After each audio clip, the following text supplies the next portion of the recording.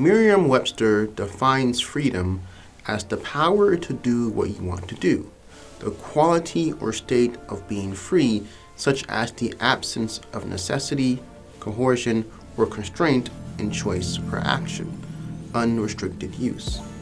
But I would slightly disagree with this definition. I don't believe that true freedom is the absence of constraint in choice or action, but rather true freedom requires restriction. Biblically speaking, this is the case.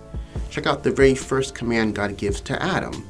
And the Lord God commanded the man, saying, "Of every tree of the garden you may freely eat."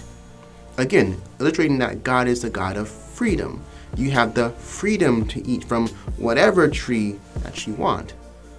But then it continues saying, "But of the tree of knowledge of good and evil you shall not eat. From the day that you shall eat of it, you will surely die." And there you have it, the restriction. True freedom is always accompanied by restriction. Granted, I don't even need to point to the Bible to illustrate this point. Even a non-religious secular person would agree that true freedom requires restriction. For example, you can say that you are free to have sex with whoever you want, but that person must be of legal age and provide you with proper consent. Freedom is accompanied by restriction. Ironically enough, freedom without restriction actually tends to impede on the rights and freedoms of others. In this particular example, the freedom for the person to choose not to consent. See, God is a God of freedom, but in order for God to also be a good God, that freedom must also come with restrictions. Why? Because it's for our own good.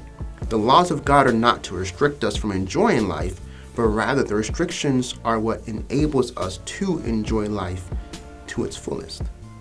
People often ask, if God wanted, or God didn't want Adam and Eve to sin, why did he give them the option to begin with?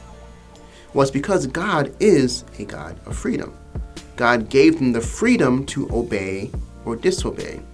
For God to not give them that option would be for him to coerce them to obey by removing their ability to have any other choice.